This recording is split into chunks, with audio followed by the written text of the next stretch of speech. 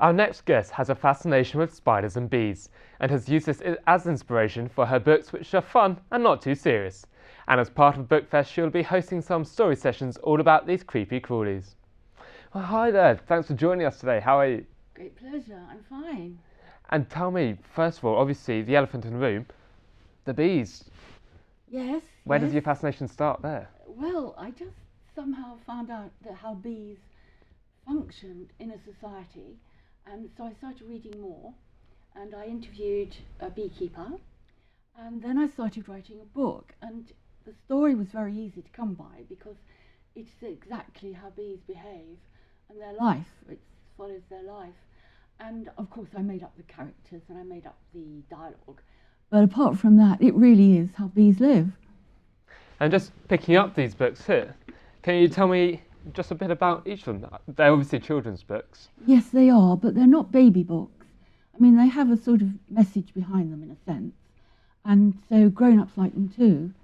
Yeah. And the other book, the Sophie's Spiders, that is really because I know that a lot of people are frightened of spiders, and I'm not frightened of them, but you know, you don't really want them crawling up you. But I knew a lady who was a volunteer out in Zimbabwe. She was working in a children's home, orphans, and she was very lonely, and of course it was pretty hard out there. You know, it's not very wealthy, and she found that in her room she had some spiders, and she kept them as pets and talked to them and gave them names, and it sort of got her through a bit. She did eventually, of course, you know, settle in, and she was very happy. But so that's how. And that, apart from that, I knew a little girl who was terrified of spiders, and her mother had to take, if there was a spider in the corridor, her mother had to sort of remove it, and she just wouldn't go near. And so this is also about a little girl who was terrified of spiders.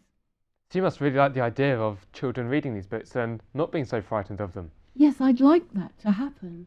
I know one lady bought the book because she had a friend who had, she'd had treatment for spider fear, and so she bought her the book, you know, because she thought she should be rewarded by that type of book.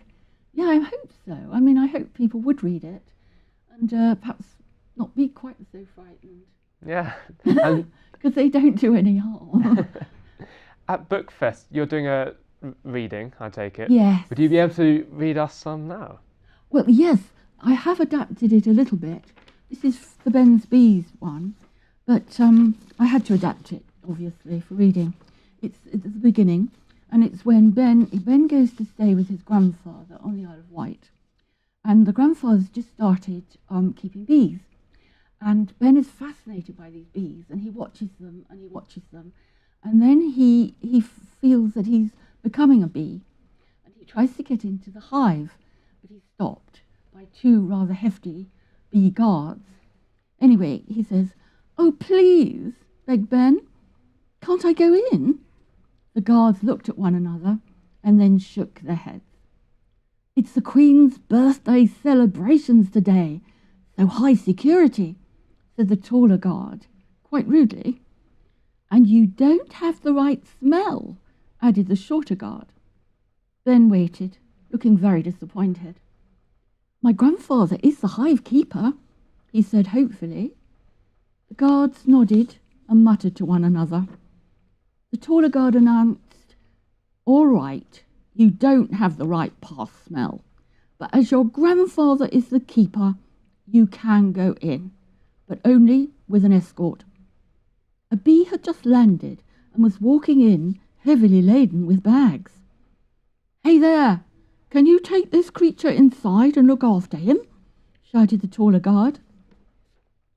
No, my dear," the bee replied crossly. "I've got all this nectar to deliver, and then I'm going out again."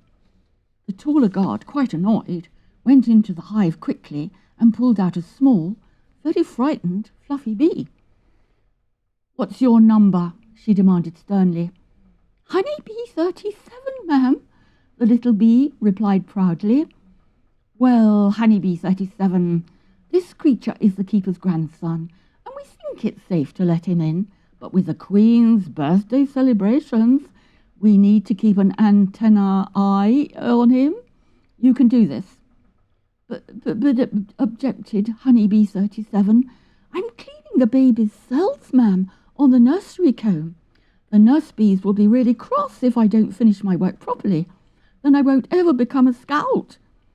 You do as we say, 37, or we'll report you to the Queen, said the taller guard. And throw you out of the hive, added the shorter guard. Ben felt really sorry for Honeybee 37. I can help you clean if you like, he offered. Oh, thank you, said the little bee. Come with me. Well, thanks so much for reading that to us. And for anyone who wants to hear more, and obviously meet you at Bookfest, when and where?